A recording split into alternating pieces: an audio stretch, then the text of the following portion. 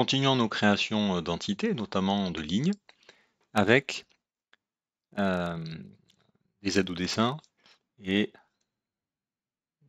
des lignes qui vont être un peu plus élaborées que mes simples segments. Je vais commencer par supprimer ces deux traits, je sélectionne Supr au clavier.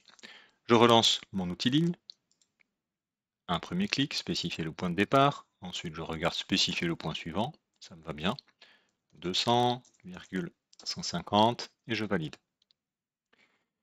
Je vais continuer à tracer d'autres segments. Alors, pour l'instant, je vais les faire au hasard.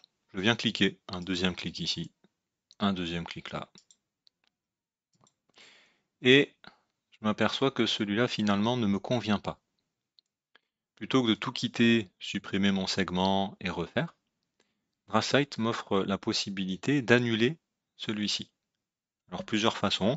Si vous avez l'habitude de CTRL-Z, qui marche aussi pour Windows, CTRL-Z, vous voyez, il annule uniquement le dernier segment. Vous pourriez aussi taper U pour annuler. U valide et il m'a annulé le dernier segment. Et je peux reprendre ici ma création de ligne sans avoir à supprimer et à relancer ma commande de ligne. Donc CTRL-Z ou U pour annuler vous permet ici de revenir sur votre création.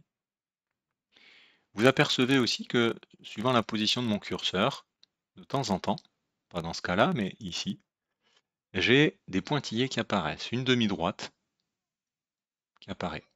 Alors, celui-ci est assez facile à identifier, il correspond au 0 degré.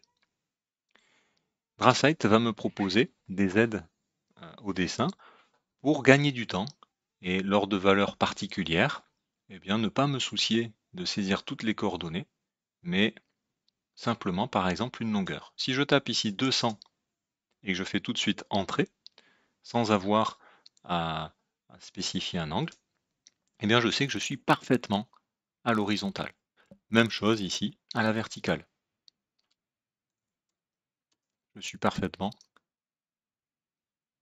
à la verticale. Ici à 45 degrés, etc. Alors, je vérifie, je prends mon élément, effectivement, dans mon angle ici 360 degrés, bon, ce qui équivaut à 0, hein, ou ici pour celui-là 45 degrés.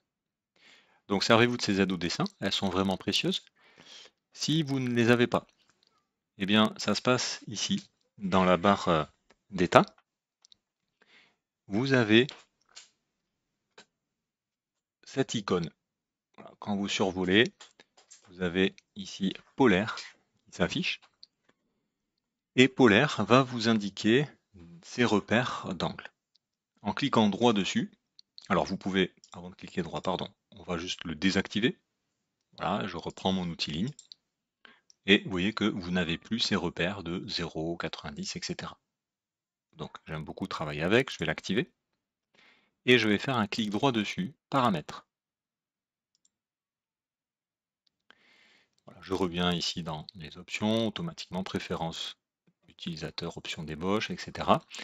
Et vous avez pour vos guides polaires la possibilité d'activer, donc il suffit tout simplement de cliquer là, ça sera plus simple. Par contre ici, vous pouvez choisir tous les combien vous aurez un repère. Et j'ai choisi 15 degrés. Ok, donc comme vous l'avez vu, tous les 15 degrés, 0, 15, 30, etc. J'ai un repère qui va me faciliter le travail.